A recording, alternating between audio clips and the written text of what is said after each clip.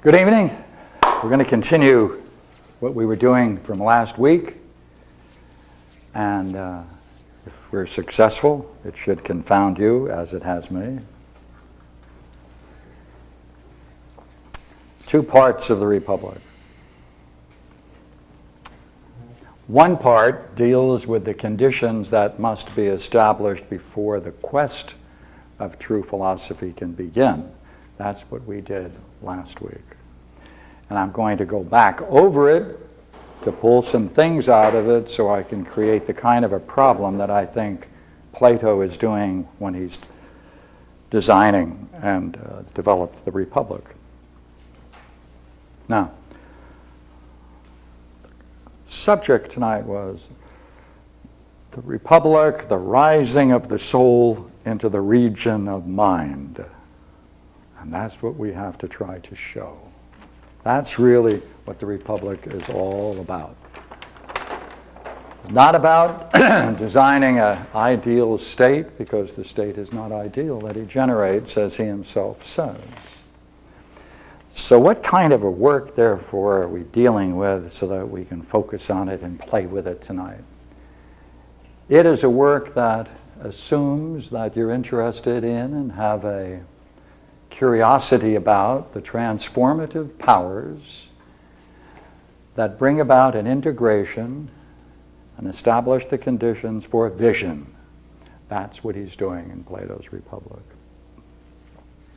There are two sets of problems, the old one-many problem, and the other is between belief and knowing.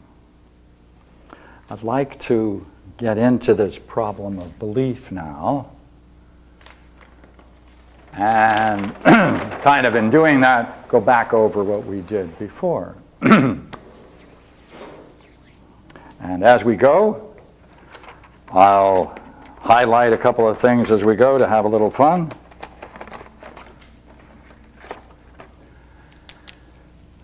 The primary challenge of the Republic is to try to grasp the nature of justice and injustice.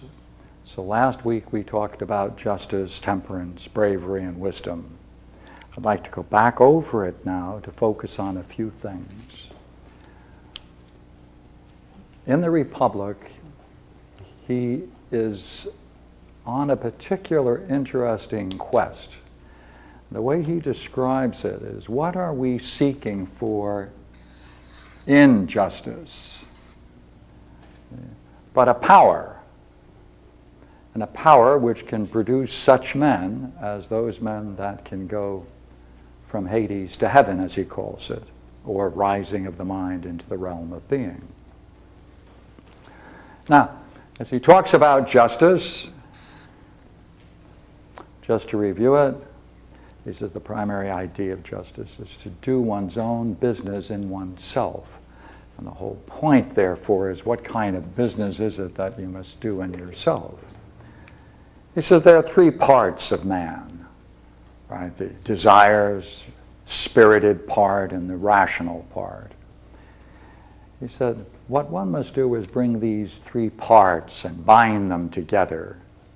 And he uses this expression, to make oneself a one out of many. Then he says what you have to then do is you have to believe, remember what we said about belief? You have to believe and name as just and beautiful dealings whatever practice preserves this condition and works along with it. All right, now, that means, here's a beautiful picture of the soul, as you can see. Right, the rational part, the spirited part, and of course the desires. Now, whatever practice preserves this condition of making a oneness out of these three so that they are not at odds one with the other, whatever practice that does that and preserves that condition of oneness, that's justice. That's justice. See? And what do you get for it? You get a power. That produces a power. This produces a power. This is very similar in Buddhism. When one unifies the mind, a power is generated out of that unification of the mind, and that's called jiriki. Same idea, same idea. Now, temperance, he describes as whatever the ruler, which is the rational part, and the two ruled, the spirited part and the desires, whenever the ruler and the two ruled are of one mind, and agree, that the reasoning part ought to rule, when that takes place in your psyche, that's temperance. That's what temperance is. It's a resolvement. When the struggle is over between these three, and the struggle therefore is over in the sense of a victory, when the rational therefore can then be an ally with the spirited, and together they can work with the desires to achieve a oneness. That condition, see, that condition of the state of the soul, it's a condition. Right? It's a condition of the soul.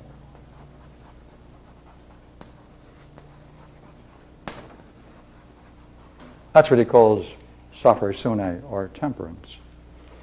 Let me direct your attention again to a couple of words. Right? In justice, it's a certain power. Right? It's a power when the three parts are bound together, make oneself a one out of many. Right? One out of many. And then you have to believe and name as just and beautiful dealings whatever practice preserves this condition and works along with it. This presupposes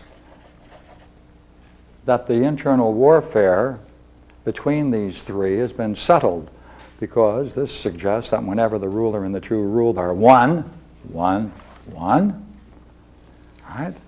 then the reasoning ought to rule. That is temperance, a condition of the soul. Bravery. Remember what we said about bravery. Remember, this is a very curious idea of bravery. It's difficult to hold on to this. And we need it. All right, what is bravery? Again, notice, look here, see? It's the same language, see? Practice and preserves. Practice and preserves. All right? Here, again, whatever preserves, it's a practice, again, that preserves through pleasure and pain, desire and fear. Reasons, teachings, excuse me, there should be reasons, teachings, I goofed, right? Reasons, teachings, as to what is really dangerous or not. And what is really dangerous or not in the Republic is established by the law and the lawgivers. Right? That's established by the lawgivers.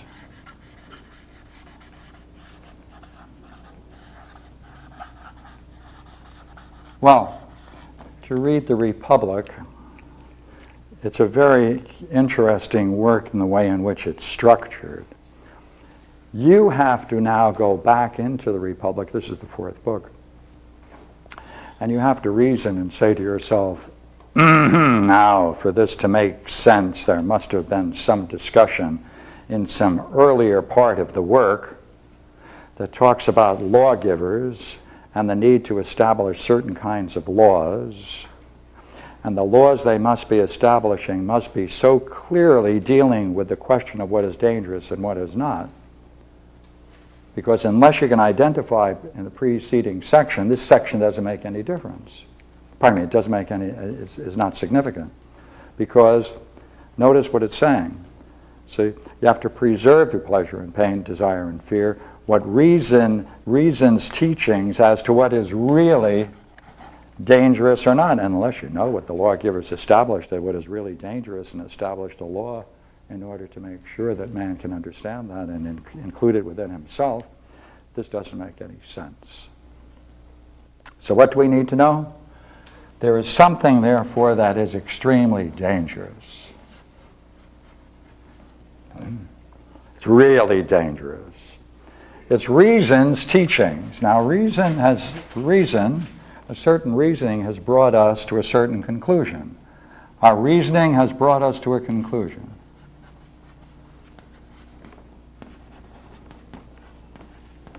That conclusion must take the expression of law. It must deal with what is considered the most dangerous thing of all. And unless we can establish that, we won't be able to deal with what bravery is. Now, it still is a preserving, so we need to know, all right, what is the most dangerous thing? Because it turns out, in the way in which Plato talks about it, it is a lie. That's what's dangerous. It's a lie. What he means by a lie is very interesting. What's most dangerous is to possess a lie, to have a lie, to possess a lie, to have a false idea, to be ignorant about something that is most essential. These are all the same. These are all the same. To be ignorant about something and to believe that thing that you're ignorant about is true about something most important, that's something both the gods and men would most hate. Right? It's a false idea. Right? Therefore, if you have it and possess it, you possess a lie about something most important. And therefore, he's going to call that collectively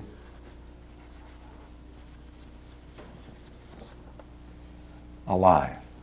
Let's see what he calls it, see? What is truly a lie is hated by both gods and men. Well, what is that, see?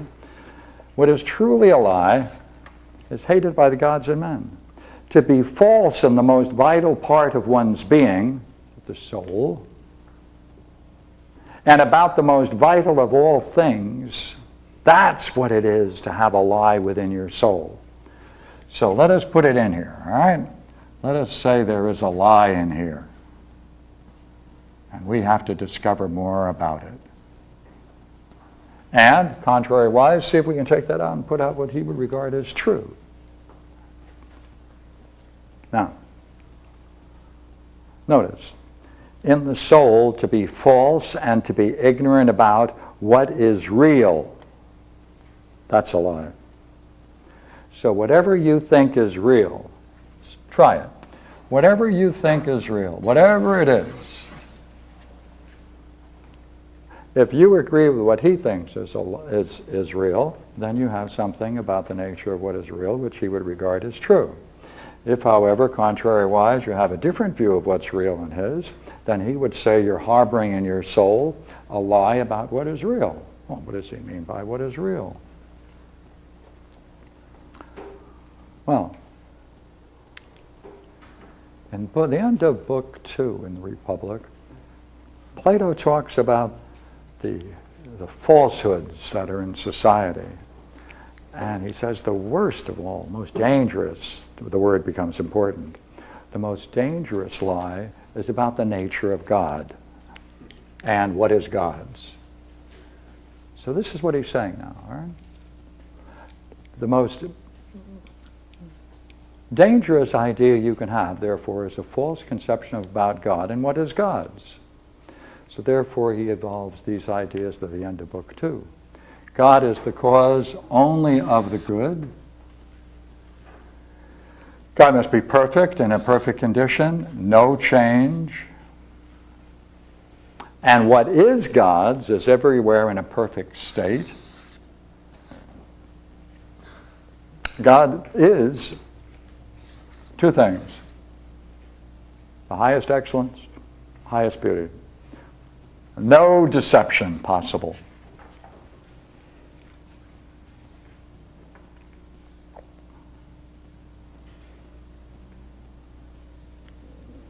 Well then, look here.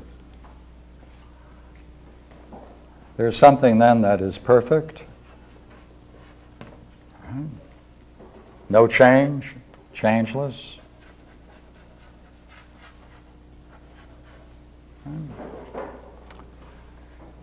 And whatever is God's is in a perfect state. And beauty, excellence, no deception. These words taken together, express exactly what he's describing here, but we can put it in other terms from the work we've done previously. What is God's? See, what is God's is everywhere in a perfect state. This is God's, it's in a perfect state. Right? God is the cause only of the good, therefore this must be good. Not the good, but must be good. Right? Causes only the good, excuse me.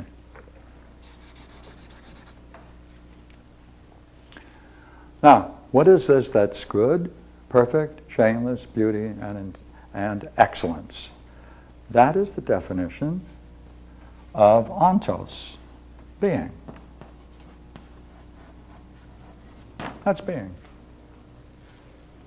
Which we discussed, remember, in the symposium, in a startling, vivid, fantastic vision of beauty itself. This is called also the perfection of beauty. Remember the steps leading to a vision of beauty? It culminates in a vision of reality, right? He touches reality, that's reality. So therefore, this is what's real.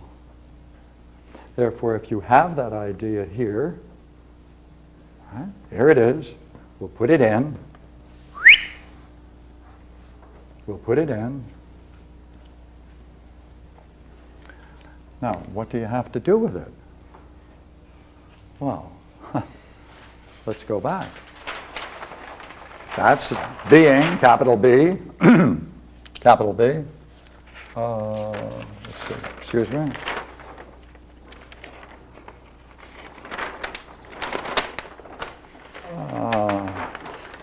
No.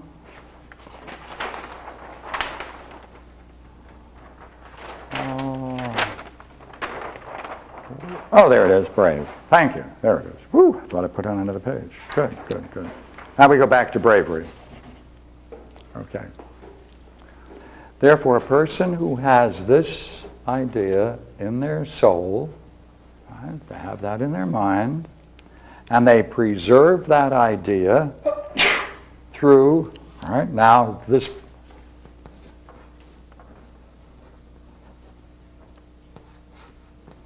all right, this person now goes through 4 states. Pleasure, pain, pleasure and pain, desires, fears. This is what he goes through. Therefore, we'll put him in action. I'm always good at action and drawing pictures. Right? There the soul goes through. Right? Therefore, as you experience all pleasures, any pain whatsoever, all desires and all fears, what's the goal? Right? You have to keep in your mind what is really dangerous or not. Therefore, if you have this idea in your mind, then you have an idea of what is not dangerous. All other ideas, therefore, are dangerous. Therefore, if you can go through, notice, this is not an avoidance, this is not a system of avoidance. He's not saying avoid pleasure and pain. He's not saying avoid desires and fears. He's saying as you go through life and face these, what idea must you keep in your mind? This idea of what is real and what is being. Because being and real are the same words. Same word, same word. Now, if you can do that, then, notice then, you would then, is it not likely, have to keep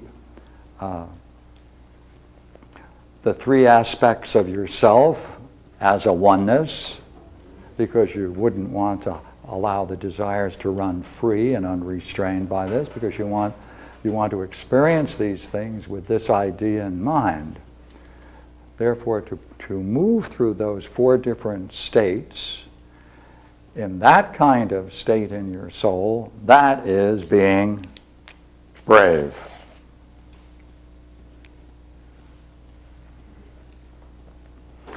Doing that then, right, we can assume if temperance is there, then reason is in charge. Reason is in charge because it's holding on to what is real.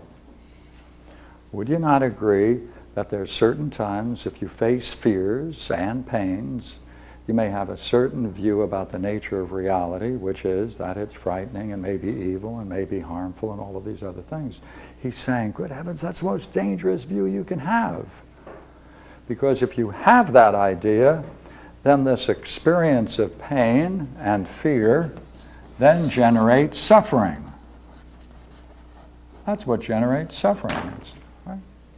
Because, pardon me, when you find yourself in a situation that is fearful and in pain, if you then think that whatever is the cause of your pain and your fears is evil, demonic, in any way negative, therefore it's going to heighten the experience, is it not? And pain transforms into suffering.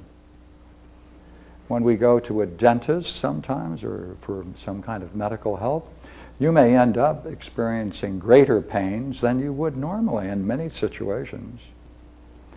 But if you were to think at the middle of that, whatever the process you're going through with your dentist, if you believe the dentist is really doing that because he's really in disguise and it's really a sadist and he just loves drilling teeth and he loves putting you through pain, what happens to your pain? It magnifies, and therefore that produces suffering. Right? That produces suffering. So Plato is saying, look here, we have to deal with this problem. We have to cut through it. We have to go through it. We have to sidestep it. And the way to sidestep it is that you have an idea about the nature of what is real within your own soul.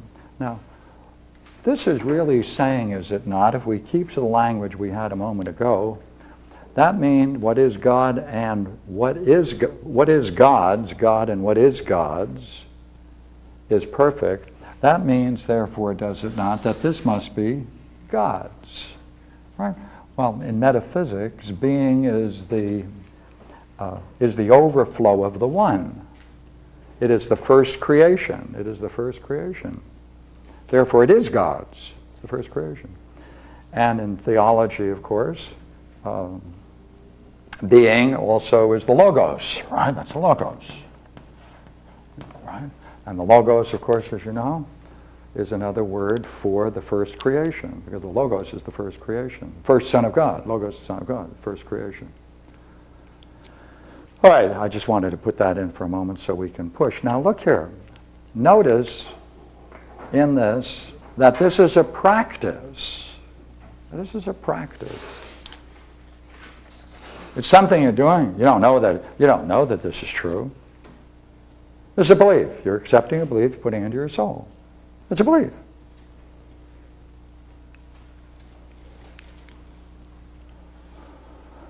And that's why it's insufficient. And that's why he then moves into Book 7 to then take this belief and now transform it into the formative task of moving from belief to knowing. How can you know that this is true?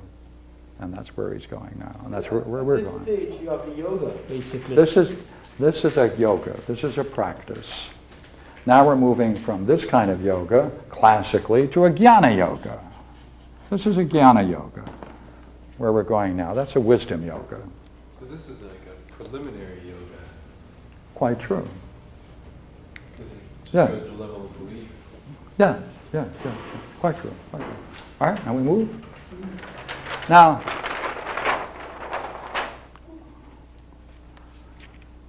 let me hit a couple of things which are fun before I leave them. I put in a couple of quotes I like from the Republic.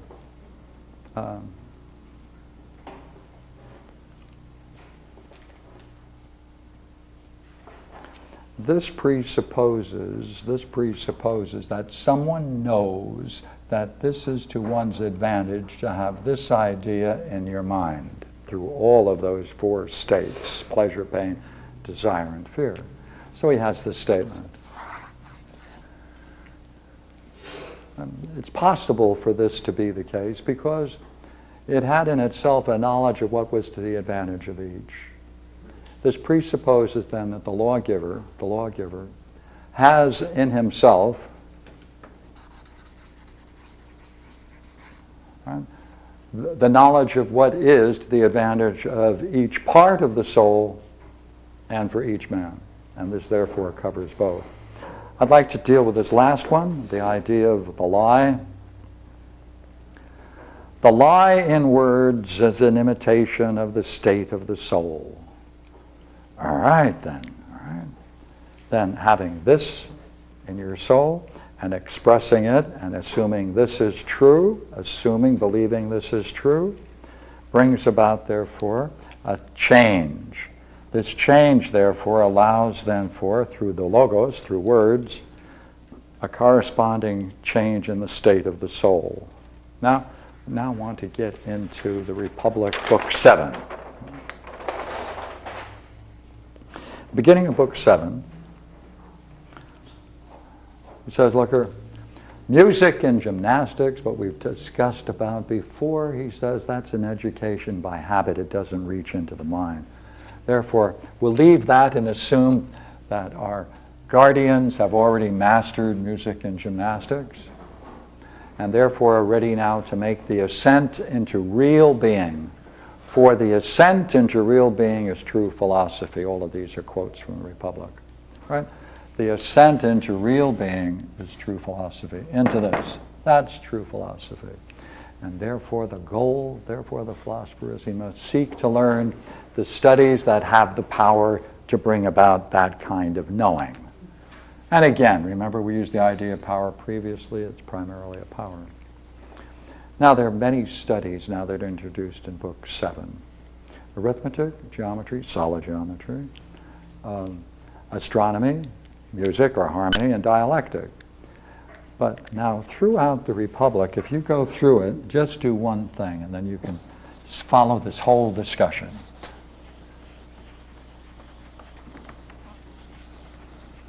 As he talks about arithmetic,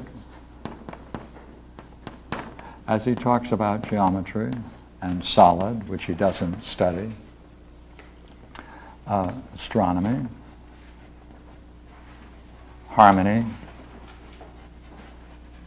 and the dialectic,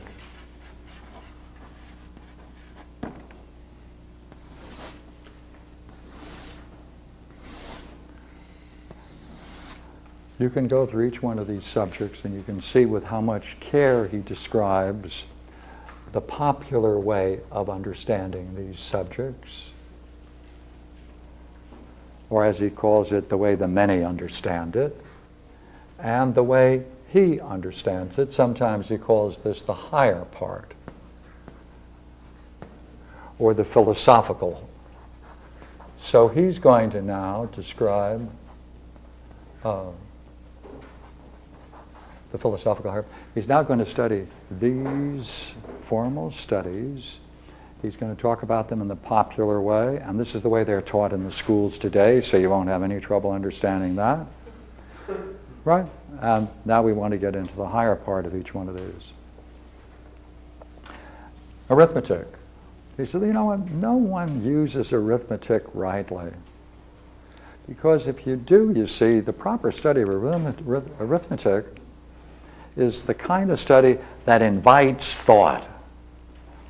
Now, here's the wonderful thing about this. This is going to be our first step in confusion. Right? Remember I said we're going to get a little confused? He says, you know, the study of number, the study of arithmetic must be and must have one major goal. It must invite thought, a certain kind of thought. Oh, look here, let me show you something that might invite thought.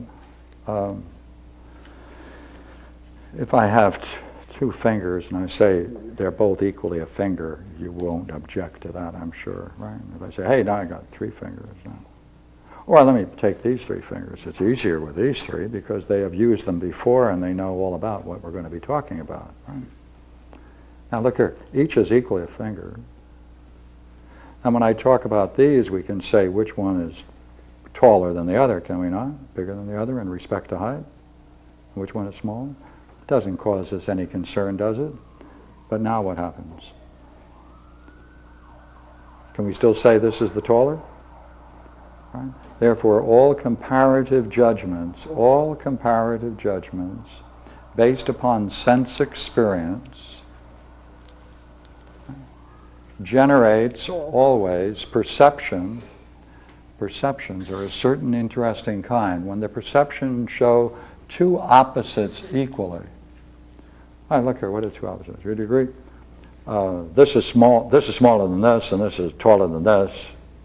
So I can talk about the same thing being both taller and smaller, can I not? I can talk about this being the smallest.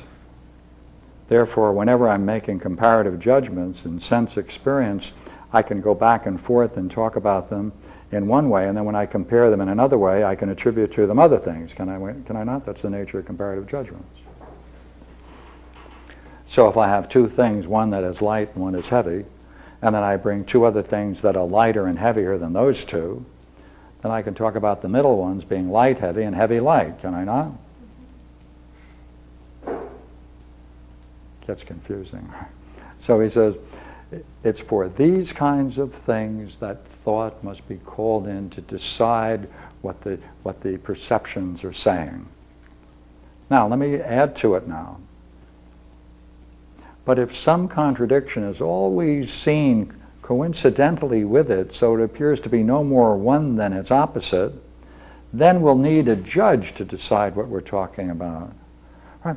The soul must be compelled to make an inquiry to try to discover what sense is being made by the statements that are uttered. Now, as an example, would you not agree of two professions, we can say a soldier and a philosopher are indeed different, are they not, sir? Yeah. Yeah, let me make sure. Yeah, if we get three people in a row to agree to anything, it's an eternal truth, right? Not in the public, though. Okay, all right, let's watch now. Okay, here we go. All right. Now, we're still on this curious statement. And he gives an example of what he means. And this is the one with the soldier and the philosopher. He says, for a soldier must learn numbers in order to marshal his troops. And a philosopher, because he must rise out of the region of generation and lay hold of essence. So our soldier and philosopher are one. Well, why would it follow that they're one? That's different. They're totally different according to that example. Why would they be one?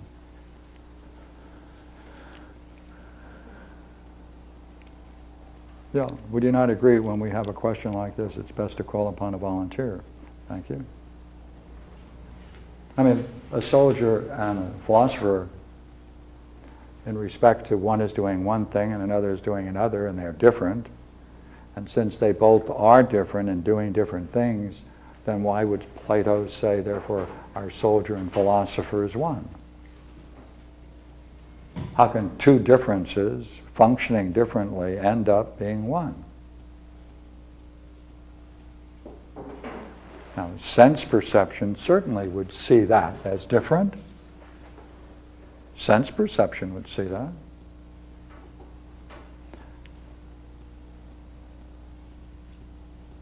Well,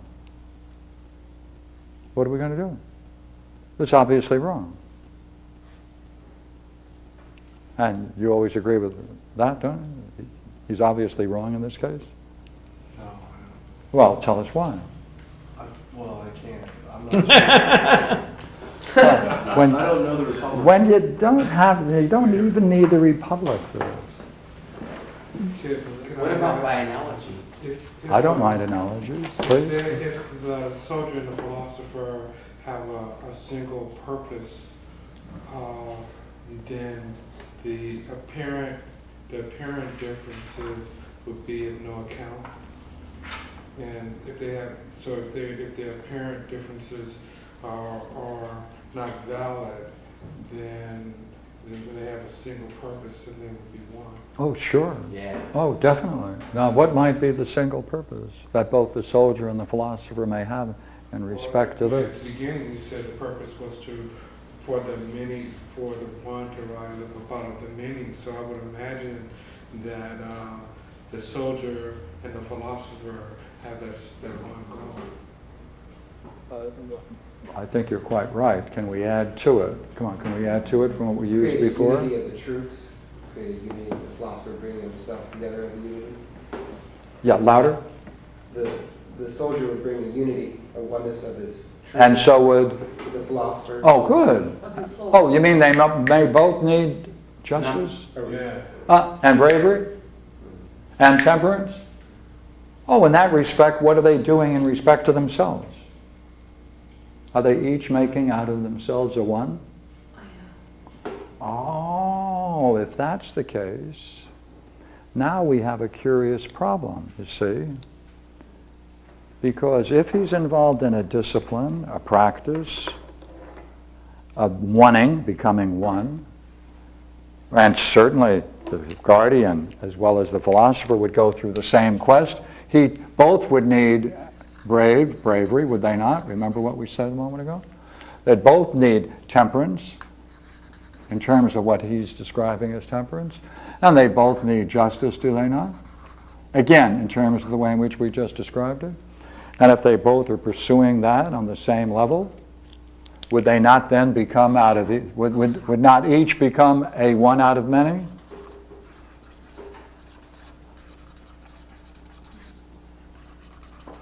Might they not? Because if they mastered the things we just described a moment ago, going through the same process, would they not? Let's quickly look at it. Well,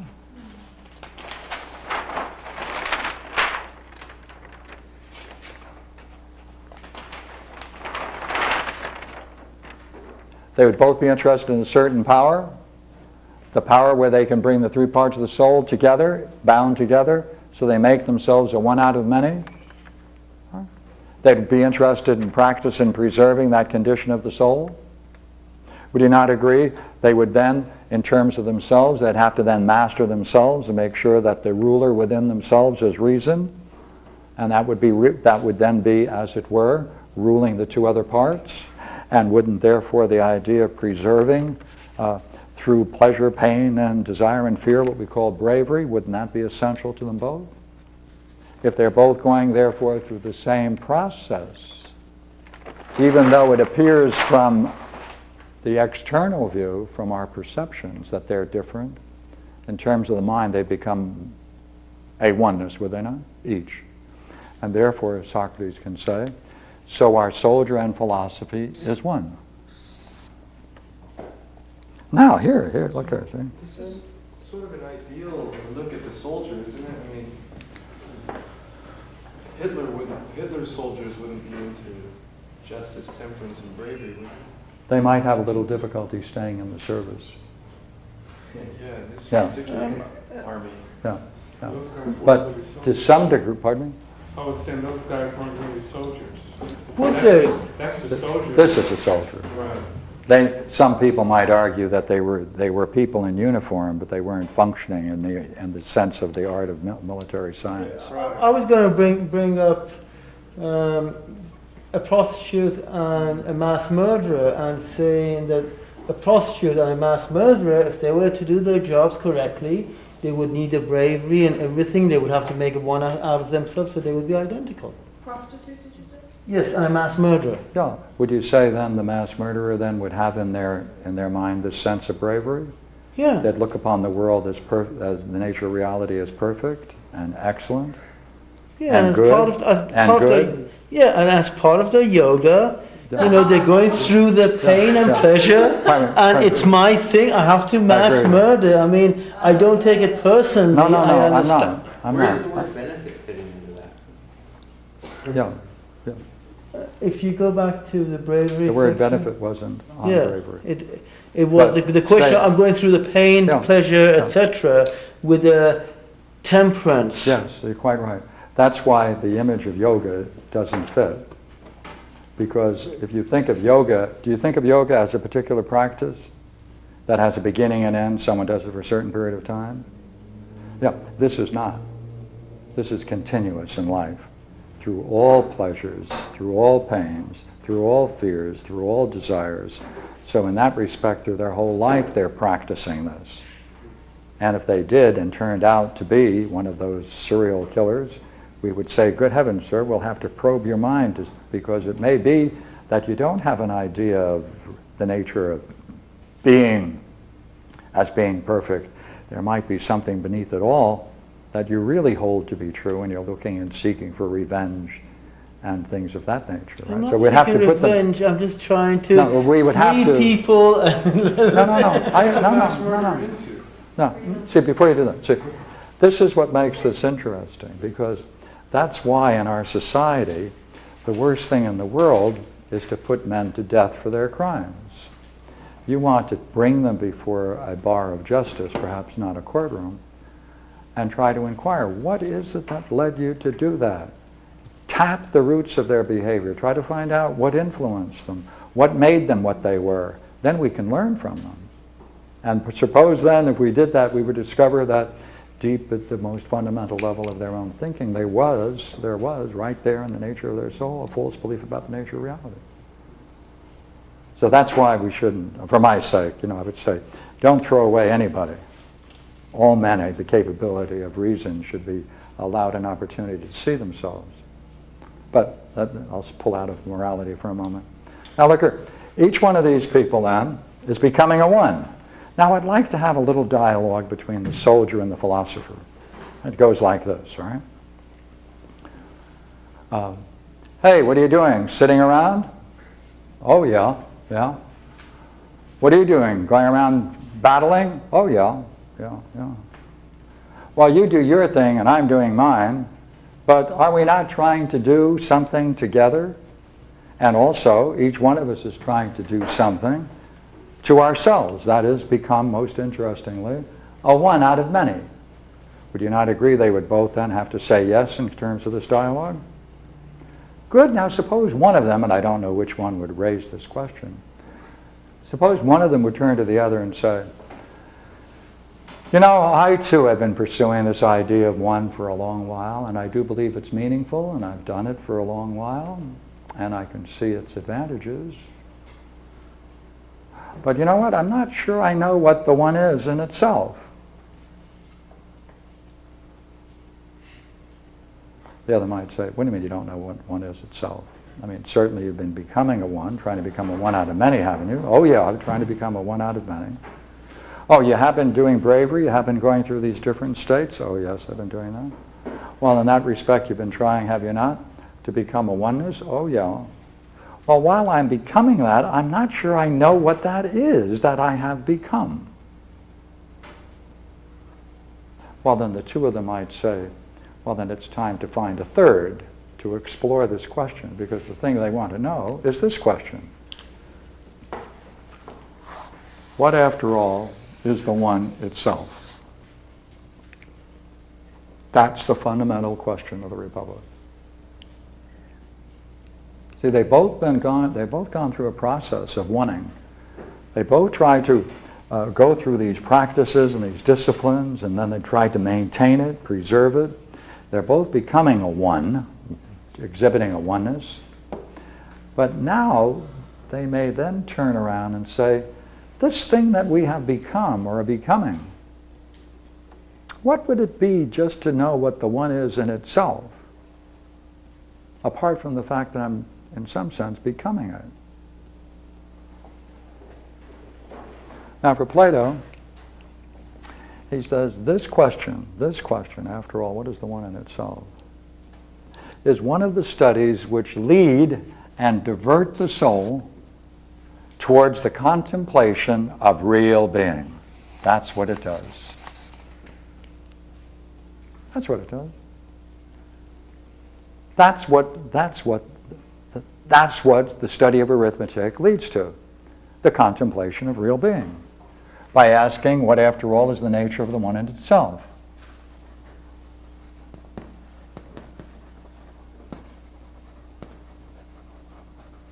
What is the one itself? This becomes an object of contemplation. That's what he calls it. Right? This is one of the studies which lead and divert the soul towards the contemplation of real being. This allows the practitioner to rise up from the world of becoming to lay hold of real being. Right? Now, what does it do? It's a practice. It's practicing to make it easier, right? To make easier the change from the world of becoming to real being and truth. That's what it is. It's to make it easier to make that transition from the everyday world and our views of the world into the realm of real being and truth. That's the study of arithmetic. Now, if that's the case, what do you think geometry is going to look like? Good thing we can turn the next page.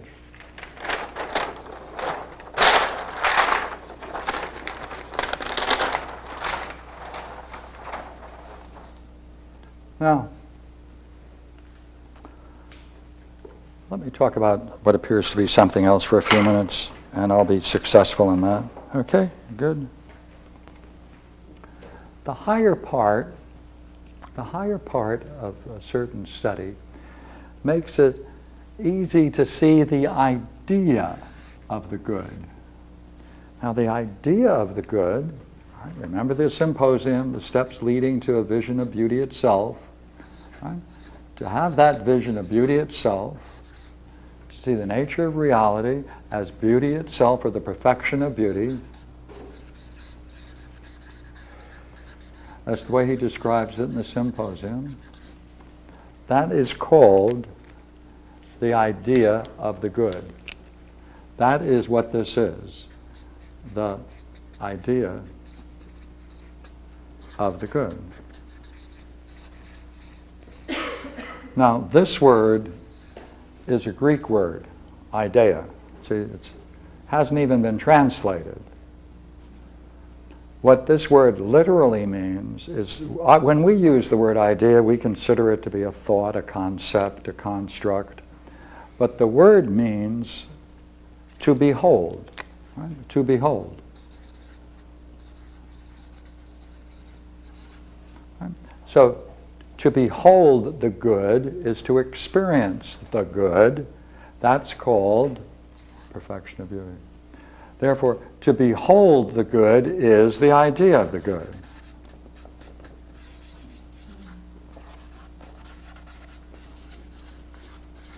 That's an experience. That's the object of experience.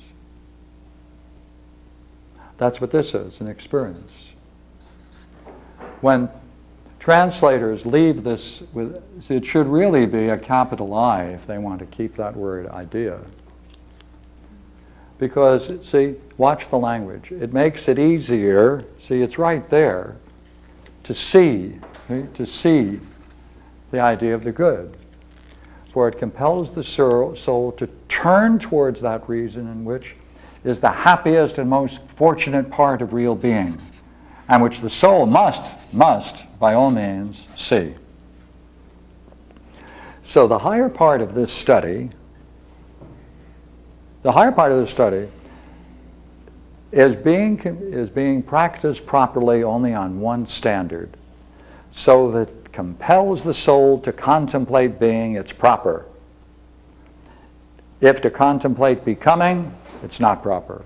Now, what is this study we've just described? That is what he calls geometry. That's what he calls geometry.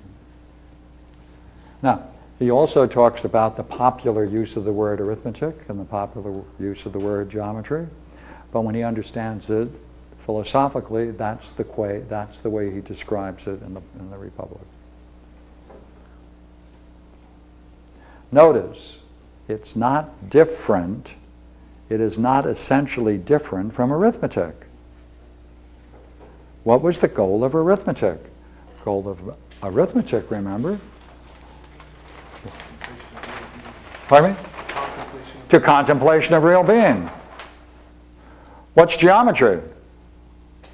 To make it easier to see the idea of the good.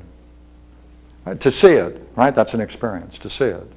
It compels the soul to turn around towards that region which is the most happiest and most fortunate part of real being. That's exactly the way it's also described in the symposium. All of these, by the way, are quotes from the Republic. So if it compels the soul to contemplate being, it's proper. To contemplate becoming, it is not. What does he call that? Geometry. Therefore, it looks like these two are quite similar, aren't they? They may be different phases of the same study. Curious, isn't it? Well, astronomy. Everyone knows what astronomy is. That business about, is it saying that if we stop living in the here and now, I move from being to becoming, then that is not the purpose of... That's right. If you use geometry to study the physical universe, then you're studying it in order to contemplate becoming. That's becoming. Everyday world. It is not proper. That's right. If you turn it towards if you apply geometry into the world of becoming, it is not proper. Right. That's Because right. you want it to be That's the right. real That's rather right. than That's right. being The real. rather than becoming. Yeah. Mm-hmm. Yeah. Now, what's astronomy? Well, it's obviously going to be similar or different than what you consider to be astronomy, right? Notice the way hey, you know what? He says, you know what? The way we pursue problems in astronomy is exactly the way we do in geometry.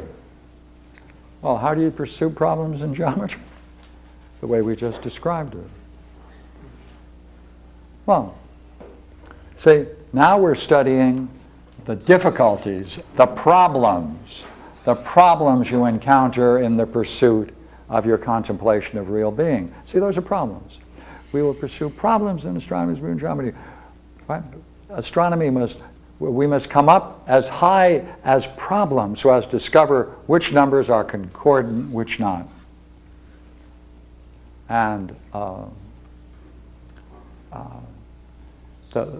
whole goal then is to bring that about. To bring that about, we must bring that about. Now, I would like to bring you to the study of music or harmony. And I didn't put that down, but I will find a good quote for you now. In my haste to write it up there this evening, I skipped it. Actually, I included part of it, but I'd like to get you I'll read you the whole section so you can see how strange it seems when we read it the way he describes it.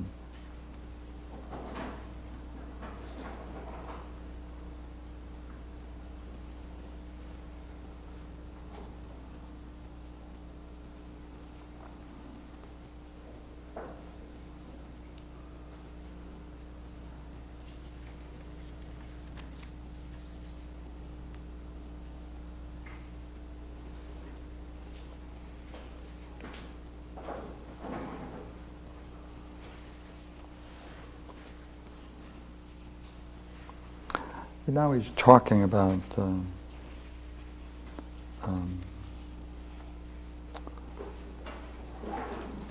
harmony, and he talks about how foolish people are who just apply their ear to the tunes and tune instruments. He said that's not anything to do with harmony. I mean those whom we propose to question about harmonics. Now, they do just the same as people engaged in astronomy. What do the people engaged in astronomy do? The same as those who are engaged in geometry. Well, that's not surprising. They search for numbers in the concords which are heard, but they do not come up as high as problems to discover which numbers are concordant and which are not. So, if we can just very simply say, in harmonics, in the study of harmony, we will pursue harmony in the same way in which we studied astronomy. How do we study astronomy? The same way in which we studied geometry. How do we study geometry? the same way we were studying Arithmetic. arithmetic. Now, in yoga, classical yoga, there is a very important term called the samyama.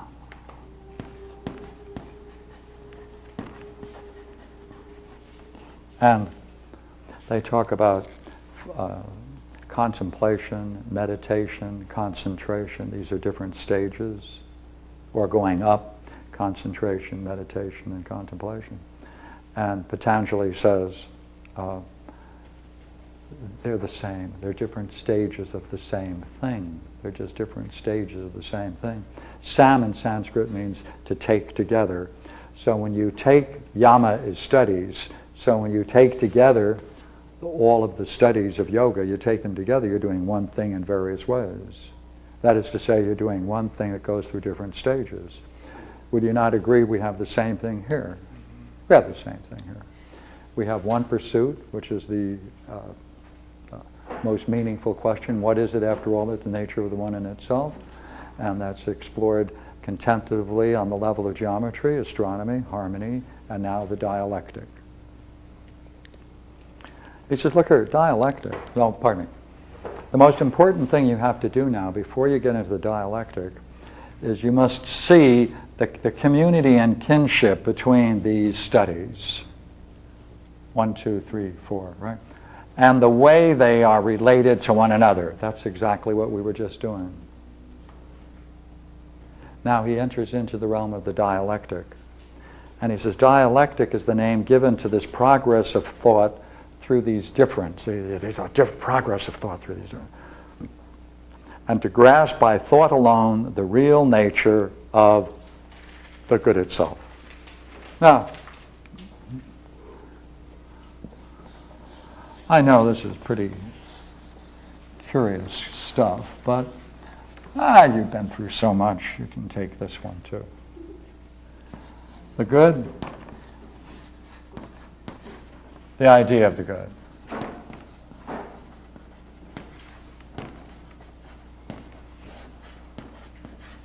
All right, we're going to call this what we did before, perfection of beauty. All right, real being, nature of reality.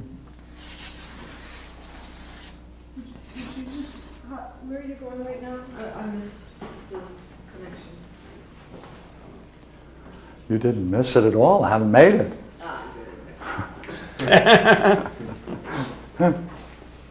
Now, the Republic, see, all of these studies, and by the studies I only mean arithmetic, geometry, solid geometry, astronomy, and harmony. All right. They have as their primary goal seeing this. That's their goal.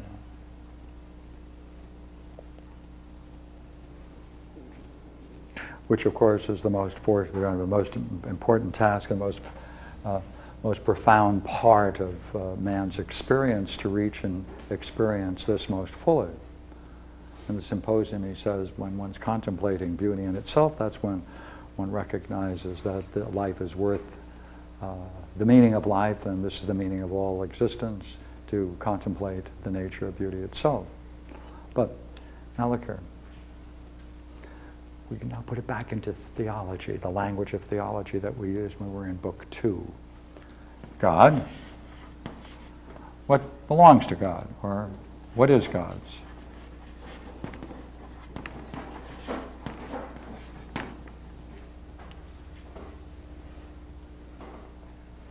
Now, in the Bhagavad Gita, as an example, the highest vision of Ishvara is this. There's nothing beyond this. This is the culminating vision. What's Now, it's the another name for the god of time. Okay? All right. Is that Krishna? No. No, it's not Krishna. Krishna personifies the highest range of reason and understanding in the Gita. Okay. Going back into this now, look here. This is the goal for arithmetic, geometry, solid geometry, astronomy, harmony. And if one gets this, if one reaches this experience, right? One reaches that experience, one might think one has reached the ultimate for which there is nothing beyond. That's where the dialectic in Plato begins. Because the dialectic is a rigorous use of reason, and that's all it is, a rigorous use of reason to make the distinction between the two. And the way the distinction is made between the two is only on just one single idea. This is the one in itself. I should say the one itself. So therefore, the dialectic then proceeds to examine this step by step to try to show that there must be, in terms of this, an inherent manyness, a unity, a very profound unity, but not a true one. The task of the dialectic is to make that distinction clear. Therefore, freeing this person from thinking that this is the ultimate thing possible to conceive, and therefore the highest. And therefore it takes them out of religion into philosophy.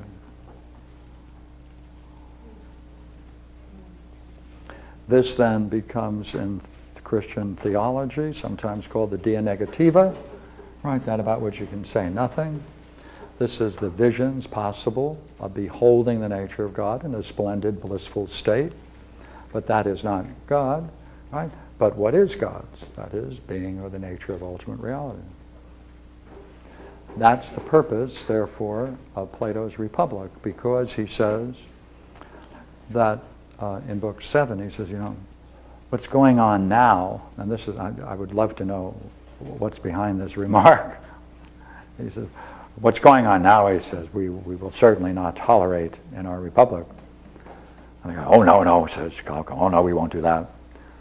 And thank goodness Socrates goes on to say what it is he won't tolerate. And he says what he won't tolerate is that they are men who experience this and try to stay in that state, believing they've reached the isles of the blessed and there's nothing beyond. There must have been a lot of guys sitting around doing that. Not women, though. Well, I think guys includes women. Because in the Republic, there's no difference between the men and women, other than the difference is only in strength, since women can be philosopher kings. All right. The first part, the good, and then the other side, perfection of beauty, the idea of the good, real being, that's the language of metaphysics, right? Both are, yes. Yeah. And then the second part is the language of theology, right? The God on the left-hand side, what is God's on the right? No, this is the language of theology. Yeah, that's the language of theology, right? This is the language and that's the language of metaphysics. Mm-hmm. What's the language for cosmology, if you were going to continue through? Well,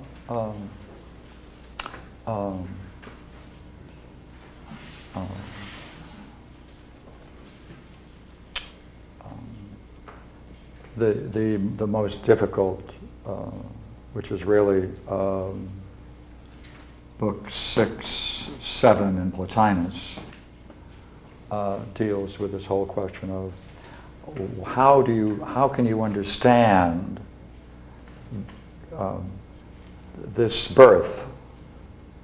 Now you can talk about it as a birth, you can talk about it in many metaphors, but essentially, how do you do that? Well,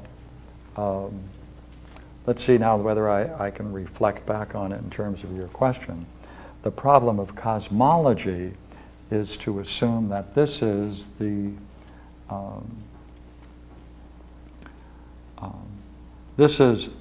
idea in the mind of God. Mm-hmm. That's the logos, the idea in the mind of God. And when God creates the universe, he focuses on this idea when he then generates the universe. Therefore, the universe is a copy of the model, which is in the mind of God. And the difference is that this is in time, this is in eternity. Therefore, this has a beginning, middle, and end, right? Or particular universes, right? This is eternal, therefore, as of the this is also eternity in metaphysics. But to answer your question, the idea in the mind of God was the basis of a creation of the universe, and the overflowing, the outpouring of that creative energy to generate the universe is nothing other than making manifest what lay potential in the mind of God, or manifest in the mind of God. So But in order... that idea in the mind of God is the perfection of beauty itself? Well, that's, see, now we're getting into the metaphysical side of it. See, but to talk about the mind of God already is making a distinction between God and mind, and something in the mind and something in the God, right? So metaphysically we can't say that. Theologically we can say that because that's the language we can talk about. But in terms of metaphysics, such as Plotinus and Plato, certainly Plotinus makes it easier. He says the nature of the good, in a very, very interesting statement. See, you can't say anything about the good, can you? On the highest level, metaphysically, it's a dia negativa. It's that about which you can say nothing. So therefore, he says, out of a pure nothing, existent, this emerged. Ein Sof in Kabbalah. That's Kabbalah. That's also Buddhism, Yeah. right? That's also Buddhism. Kabbalah, right? That's Plotinus. Out of the pure nothing, Yeah, that yeah, emerges. yeah. Okay. In figurative language, in metaphysics, they talk about it in terms of, if you can do this.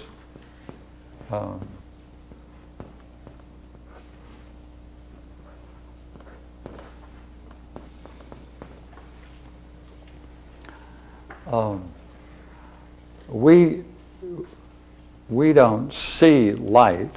We infer the existence of light because it is reflected off surfaces, right? Light is invisible. So the light, right? Light itself has a source.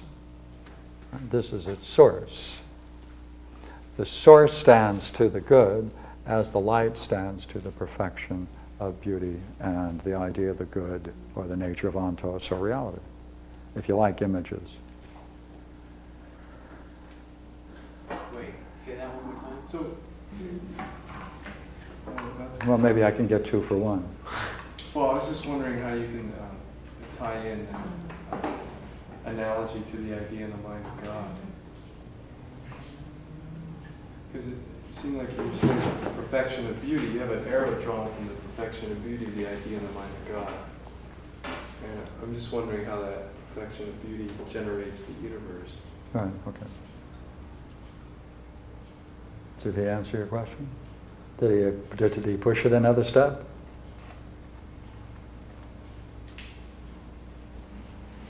I don't know. Oh, sir.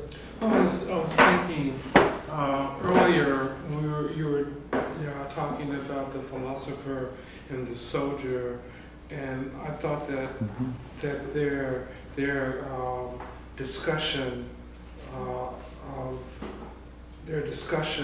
of their pursuit of the one would preclude their ever achieving their purpose, because they are, it seems as though they're locked into a duality that denies the one. And it also, that as I considering this discussion, it seems like a discussion that the philosopher and the soldier would have, that the one is being discussed as a multiplicity, and then the discussion of the one as a multiplicity, it is the experience of the one is precluded. Mm-hmm. Mm-hmm. See, the one itself has no predicates.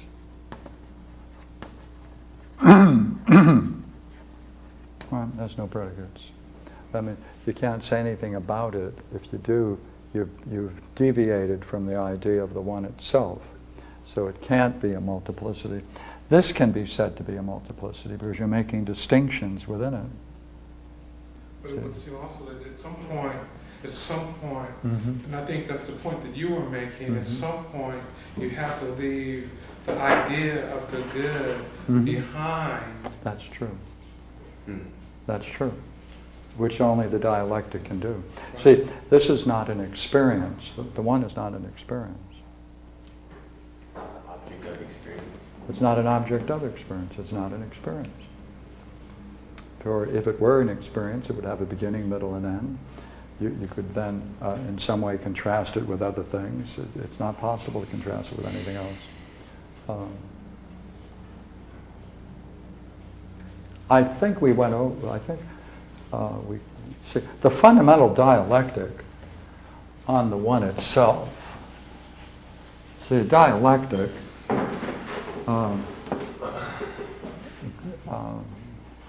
formally goes through 12 positive steps or procedures and 12 negative. Right? So when you're talking about the one in respect to itself and everything you can say about it, right? You can say therefore a set of things that are true about it. You can also say there's certain things you cannot say about it that are false, and then there's certain things you can say that might be said to be both true and false. True in one way and false in another. All right.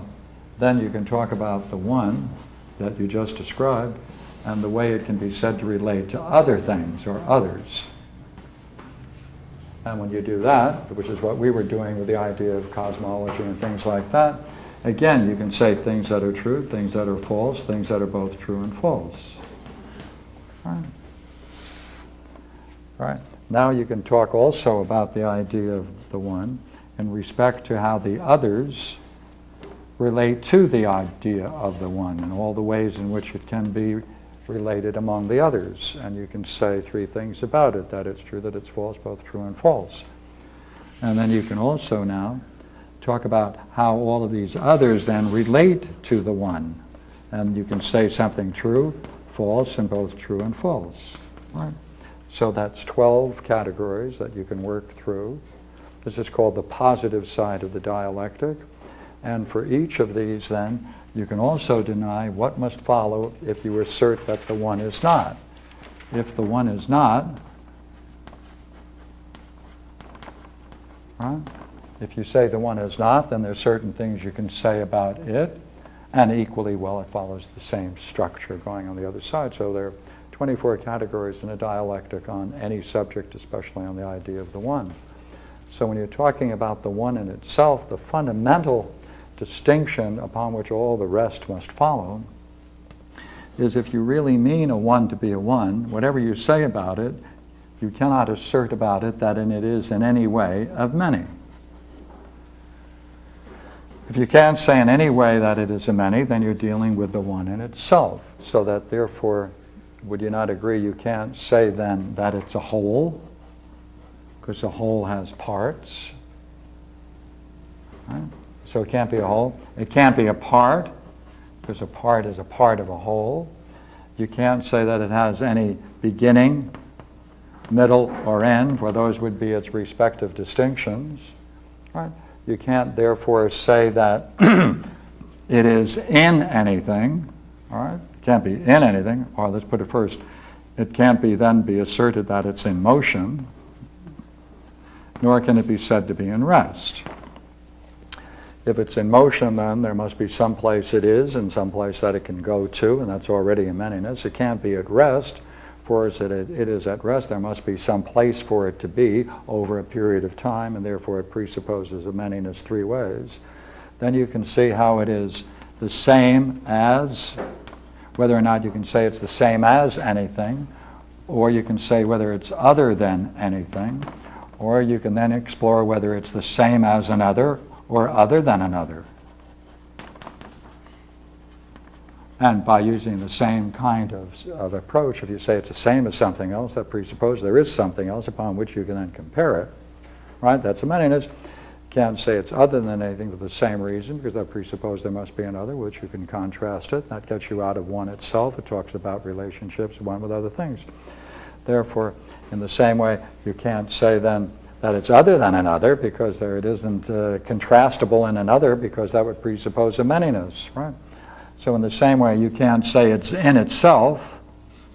You can't say it's in itself, because if it were in itself, then there would be certain points upon which it must correspond. If it's in itself, part of it must be surrounding itself in some way and must be touched in certain ways upon it, and that would be a manyness. So it can't be in itself. It can't be for itself. Right? It can't be by itself.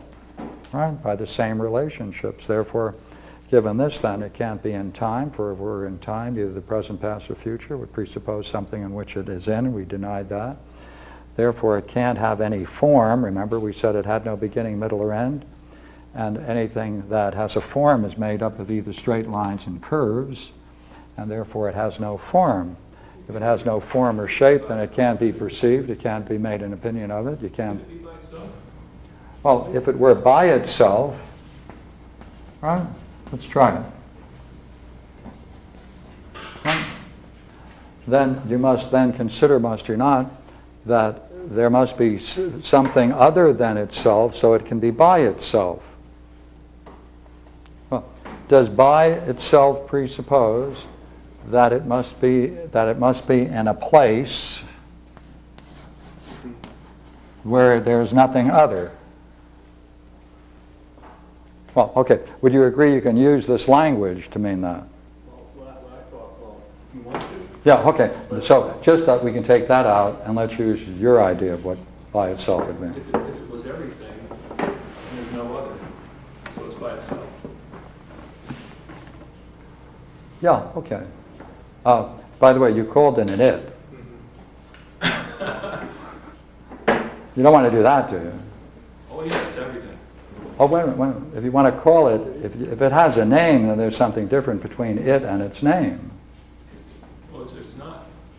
No, it's not. That's the other part. That's no. If you want to say the one is not, then obviously It's not another. something, it's everything.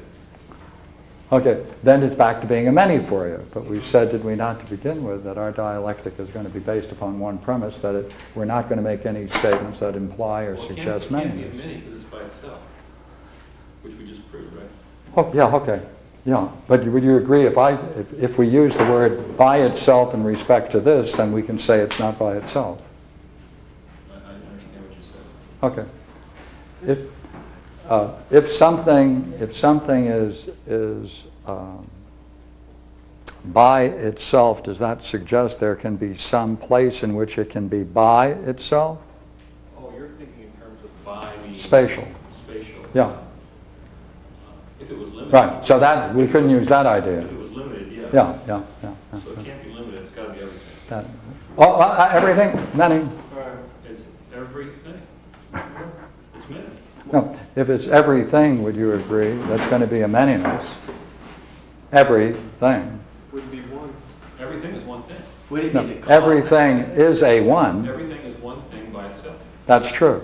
Then there is a plurality of many ones. Does, So everything is one thing by itself. Yes, that's true. And there are many of them by itself. No, just one thing. doesn't it imply limitation? No, because, okay. Since it has no beginning, middle, or end, it cannot be asserted that it has any outward boundary. I would say that. Then it's unlimited in that respect. About the one, but if I say that the one isn't it, then I'm implying that it is something that is not something else. Okay. But that's still distinguishing it from other things when you call it an it. It's also neuter. So that's the point that I'm Yeah, making. yeah. Yeah. So that you can't do that. Yeah, you can't call it. You That's can't right. call the one That's right. an it. That's right. And therefore, in the end, you can't even call it the one, Right, because that's suggesting there's something there that you give a name to and they're different. exactly. So then the name drops out too. It can't exist. No, you can't assert of it existence. I want to change subject a second and go back to this. In many mystical traditions, the biggest danger is this stage, because when you get the, I'll call it the idea of the good, and you mix it up with the one. Oh yeah. That's the most dangerous. Sure. That's right. stage That's right. You're making it into a manyness. Yeah, good for you. That's right. Yes, I didn't mean to cut you short, but yes, you're quite right. That would be a danger. Yeah.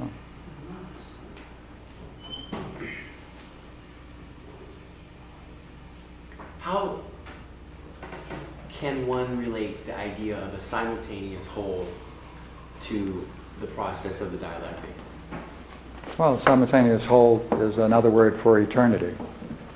Okay. Eternity is the name for the idea in the mind of God, right? Because if you were to say, that means that the idea in the mind of God must be a simultaneous whole, must contain in itself all the possible manifestations that are capable of its development, and All intelligible beings, right? yeah, but it itself, it must contain them as a whole, simultaneous whole, no change. Therefore, that's also the idea of eternity, which is between. Well, that's another thesis. Somebody sent me on an email a set of sayings that children have made. This whole discussion reminds me of this one that just popped into my mind that was on this list. And it said, vacuums are nothings. We like to mention them so that they know we know they're there. That's very good. That's very good. Good. That's very good. I like that. Yeah, that's very good. Because we know they're there. I did notice the solid geometry, and I'll tell you why it's important to me. If we knock out the solid geometry, then we end up with 7, and we bring back the music and gymnastics. We have 7 levels, which goes with the 7 chakras, with the 7 levels in Mitraism, and all the other 7 levels of initiation. Which so does it really emphasize the solid geometry as opposed to normal geometry? Is there 8 or 7? That's my question. Solid geometry, Plato insists, is something worth studying, but he says that students have such an egoistic view that and it's difficulty in finding proper teachers for it. And the difficulty is that you can't persuade students to take such an abstruse subject, and therefore you can't offer it in the Republic. It's got a great line. If you don't mind, I'll give it to you. 327. Pardon me? 327. Oh, well, why don't you read it for me? After the plane surface, I said we took solids already in revolution before we examined them by themselves, but the right way is to take the third increase next after the second. Let's see what I think. This study relates, of course, to cubic increase and to forms having depth. Quite so, he says, but it seems that those problems have not yet been solved. For 2 reasons, I said, because no city holds them in honor, they are weakly pursued, being difficult. Again, the seekers lack a guide, without whom they could not discover. Right. More? It is hard to find one in the first place, and if they could, as things are now, the seekers in these matters would be too conceited to obey him. The seekers are too conceited to obey him. They got an egoistic problem somehow. So he suggests there is a very important study, but they can't find the teachers, and it's difficult to get students who can match it. So we were thinking of putting it on the email, wanted solid geometricians for Plato's Republic.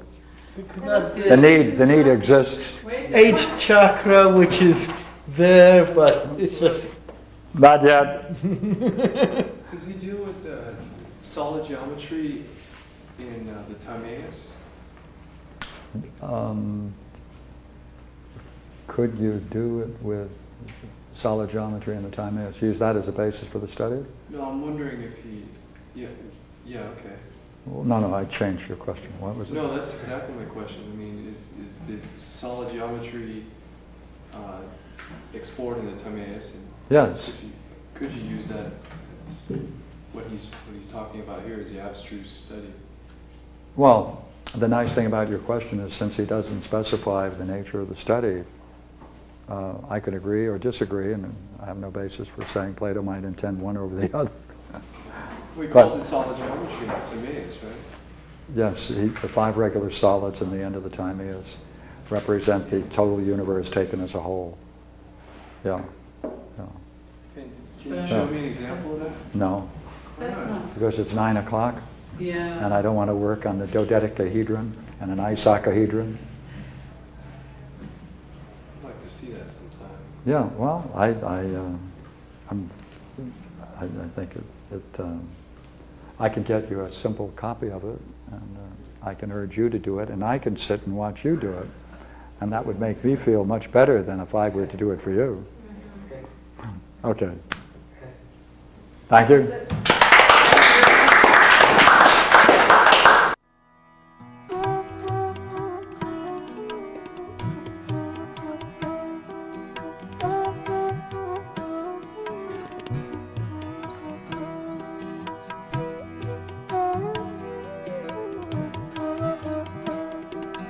you.